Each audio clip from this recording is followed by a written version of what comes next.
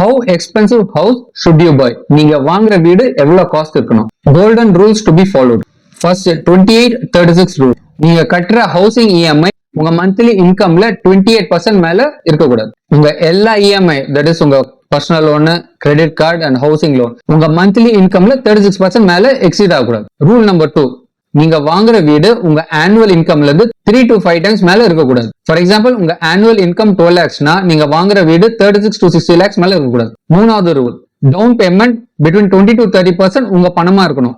இது உங்களை loan trap and higher இஎம்ஐல இருந்து உங்களை காப்பாற்றும். Rule number 4, loan tenure 20 years மேல எக்ஸிட் ஆகக்கூடாது. ரூல் நம்பர் 5, எமர்ஜென்சி ஃபண்டா 6 month இஎம்ஐ உங்க கையில இருக்கணும். Avoid emotional buying. அப்படின்னா நீங்க வாங்குற வீடு உங்க பட்ஜெட் மேல இருந்துட்டு நீங்க எமோஷனா போயிட்டு வாங்க, ஏன்னா நீங்க லோன் அண்ட் ட்ராப்ல மாட்டிப்பீங்க. ரூல் நம்பர் 7, அதர் கோல்ஸை இன்டாக்டா வச்சுக்கணும். நீங்க வீடு வாங்குறேன்னுட்டு உங்க ரிட்டையர்மெண்ட்கான investment, children education, children marriage இதுக்காக பண்ற இன்வெஸ்ட்மெண்ட்டை நீங்க ஸ்டாப் பண்ணிட கூடாது. நீங்க மினிமம் 5 years அந்த வீட்டுல ஸ்டே பண்றதா இருந்தா மாத்திரம் வீடு வாங்குங்க. Last, compare EMI with rent ratio. நீங்க பே பண்ற இஎம்ஐ உங்க ரெண்ட்ல இருந்து ஜஸ்ட் 1.5 times தான் இருக்கணும். ஏன்னா அதுக்கு மேல இருந்தா அது உங்களுக்கு லாஸ்.